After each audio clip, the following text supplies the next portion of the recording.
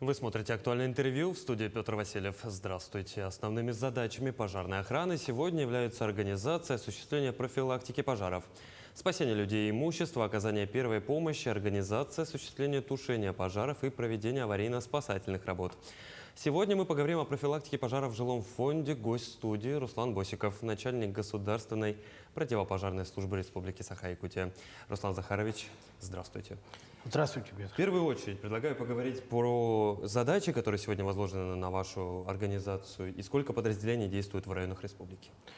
Наше учреждение создано в 2009 году. Если рассказать предысторию, до 2009 года государственная противопожарная служба она не разделялась на федеральную и противопожарную службу субъекта. Да. После в связи с изменениями в федеральный закон о пожарной безопасности, государственная противопожарная служба разделена на федеральную противопожарную службу и противопожарную службу субъекта Российской Федерации. То есть противопожарная служба на сегодня это наше учреждение. Всего у нас создано 153 пожарных подразделений, ими прикрыто 231 населенный пункт республики. Учрежденная штатная численность личного состава составляет 2716 человек. Да, основная задача, как вы сказали, это профилактика и тушение пожаров, спасение людей и оказание первой медицинской помощи пострадавшим. Я предлагаю поговорить про бытовые пожары. В последние годы наблюдается снижение их числа. Как сегодня обстоит ситуация с пожарами в жилом секторе и конкретно в текущем году? С 1 января текущего года на территории республики зарегистрировано 1037 пожаров. Да. К сожалению, в итоге воздействия опасных факторов пожара погибло 37 человек и 46 человек пострадало. Основная причина у нас пожаров происходит это в жилом фонде, это 51%, к сожалению. Да. То есть основная доля пожаров это происходит, где у нас живут люди. А касательно смертности, как изменились данные в сравнении, допустим, с прошлым годом и с этим годом, с началом этого года? По смертности в этом году превышение на 3,6%. Да. Но если взять последние 5 лет, по республике идет стабильное снижение. Да. Но это связано с тем, что у нас по всей территории республики организована на высоком уровне профилактика пожаров. Да. Здесь и участвуют наши коллеги, да, это Федеральная противопожарная служба, надзорные органы, да, органы внутренних дел, а также администрации муниципальных образований. Руслан Захарович, я насколько понимаю, здесь свою роль в уменьшении числа в течение этих 5 лет играют и автономные пожарные извещатели. Да, автономные пожарные извещатели, да, это сегодня, будем говорить, это самое такое оборудование, да, которое предупреждает пожар. Да, самое эффективное, будем говорить. На сегодняшний день, уже 3-й год у нас идет социальная акция, да, «Предупреди пожар, установи АДП». За последние 2,5 года нами, работниками противопожарной службы, установлено более 3000 таких автономных дымовых пожарных извещателей. Да. И тут у нас органы местного самоуправления тоже помогают. Также руководители организаций, учреждений тоже очень активно участвуют в данном направлении. Руслан Захарович, а какие сегодня наиболее распространенные причины возникновения пожаров в жилом фонде? Где-то 46%, да, это неосторожное обращение с огнем. Да.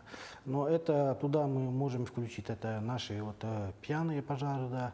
Очень много происходит результата таких посиделок, да, употребления алкогольных напитков. Да. Очень много таких. Бывает так, что люди засыпают сигаретами в руках. Да. Также у нас более 20% это неправильная эксплуатация электронагревательных приборов. Да, очень много тоже таких случаев было у нас. Ну, в основном сами люди, да, сами же нарушают, да, сами же свою ответственность не понимают, да, из-за таких случаев и пострадают наши дети, наши близкие люди, да, из-за халатности. Мгм. Насколько я понимаю, неправильная эксплуатация нагревательных приборов – это все-таки зимнее и осеннее время. Да, ну, пожары, будем говорить, это сезонные, да, Мгм. когда осенью наступает холода, уже люди начинают пользоваться электронагревательными приборами, да.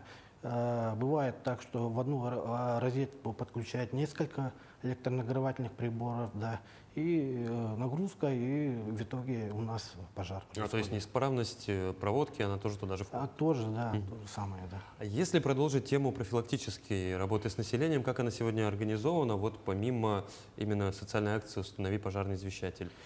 Ну, кроме социальной акции, да, у нас во всех отрядах, во всех районах есть инструктора противопожарной профилактики, да, которые всю работу организовывают в взаимодействии с администрациями районов. Да. Туда даже работает наш личный состав дежурных караулов. Да. Ну, по-старому у нас проводится обход территории, да, жилого фонда, да. С каждым человеком, каждым жильцом проводят беседу, вручают памятку. Да. Также мы в последнее время уже привлекаем нашу технику пожарную, да, автоцистерны, которые тоже по населенному пункту ездят и по громкоговорящей установке рассказывают про пожарную безопасность. Мгм. А так скажем, дома ветхие или дома аварийного характера, они в особом фокусе внимания? Да, особенно жилой фонд, да, жилой фонд, деревянный жилой фонд, будем говорить, да. В первую очередь, это наша головная боль, да, головная боль, это многоквартирные дома. Тоже, сами, знаете, в таких домах, разные люди живут, да, бывает, да. Особое внимание, конечно, именно такие, жильцы, да, мы на особом контроле, которые употребляют спиртные напитки, да, ведут асоциальный образ жизни, да. Вот такие семьи у нас в особом порядке, да. Мгм. А если говорить о вашей профилактической работе в период особого противопожарного периода, как изменяется формат? Особый противопожарный режим. У нас, все наши плановые мероприятия мы проводим, да. Параллельно мы проводим и с органами местного самоуправления патрульно-рейдовые мероприятия, да. Вокруг населенных пунктов у нас патрульные рейдовые мероприятия проводят рейды, не допускает, сейчас при объявлении чрезвычайной ситуации не допускает посещение леса, да, и работа проводится планово. Также мы проводим именно профилактическую работу в лагерях, детских оздоровительных лагерях. Да. На сегодняшний день у нас на территории республики функционирует более 400 таких оздоровительных лагерей. Мы также проводим с каждым беседу, с детьми проводим, да, с преподавательским, с воспитательским составом. На сегодняшний день мы почти 10 тысяч детей уже провели инструктаж. То есть это мы сейчас говорим о осмотрах объектов, где отдыхают школьники в период детских каникул. Да. А какие показатели должны быть у самого детского лагеря, чтобы допустить туда детей на период лета? Именно с точки зрения пожара. Во-первых, да, должно быть обеспечена пожарная безопасность. Да. Над этим уже следят и контролируют наши органы, наши коллеги с Госпожнадзора. Да. Если такой лагерь не готов, тогда просто решение не дается. Да. То есть также это наличие извещателей, это наличие инструментов для пожаротушения, да, обязательно порядке, и эвакуационные выходы. Да. Руслан Захарович, мероприятие, профилактическая операция «Детский отдых». Что за операция и какие мероприятия в нее входят? На сегодняшний день у нас с июня месяца по август месяц проводится операция, детский отдых называется, да, и все наши подразделения, в том числе органы местного самоуправления, да, также проводят профилактику. Кроме этого, у нас во всех районах созданы межведомственные пожарно-технические комиссии. Да. Вот эти комиссии уже, у них утверждены планы работ, и все участники этой комиссии обеспечивают именно обход вот таких территорий, да, и проводят мероприятия по предупреждению пожаров. Но, насколько я понимаю, у вас же ваше предприятие работает в районах, а вот в городах работает ваши федеральные коллеги. Да. Как в районах ситуация обстоит? Хватает коллег? По городу Якутску, да, это федеральная противопожарная служба. А вот все пригороды, 5 пригородов, да, это там функционируют наши подразделения. Кроме этого, федеральная противопожарная служба организована в Алдане, Нерюнгре, Ленске и Мирном. Да? А все остальных населенных пунктов, 153 населенных пунктах, созданы наши подразделения. Руслан Захарович, будет ли ваша организация задействована в проверке школ к готовности к 1 сентября? Мы входим в состав комиссий таких, да, но так как мы не надзорный орган, да, мы можем провести только беседу профилактического характера. Да. Мы никаких протоколов, никаких предписаний не выписываем. Руслан Захарович, в заключение предлагаю 3 главных правила соблюдения пожарной безопасности дома, чтобы избежать и пожара, и его летальных последствий. Во-первых, берегите себя, берегите природу от огня. Во-вторых, всегда на работе, на отдыхе соблюдайте правила пожарной безопасности. Да.